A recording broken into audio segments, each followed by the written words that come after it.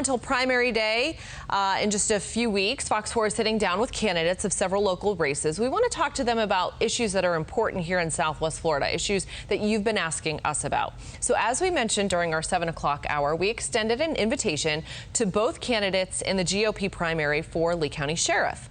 Carmine Marceno declined through his campaign manager, but retired Sheriff's Major Jim Leavans did agree to answer our questions. He says Marceno, who was appointed to finish the term of the last sheriff, has created what he calls a bloated bureaucracy of administrators. We interviewed Leavans at his family's property in North Fort Myers. He told us with the support of his wife, who also has a law enforcement background, he is ready to lead. We got 4 children, 3 grandkids, very family orientated. We support Trump 100%, and the only Republican candidate that is pro-life.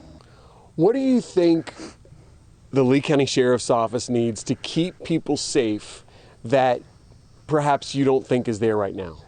They need more contact with the public. Community policing is a great program. They need to get more officers out there doing community policing. The only way to do that is by downsizing the top part of the agency. We're way too top heavy. For every position you eliminate that's upstairs, you can put 3 people on the road. Being proactive is the only way to combat crime in Lee County, because crime is fluid, and so you need the manpower to be proactive. What do you think's at stake in this election?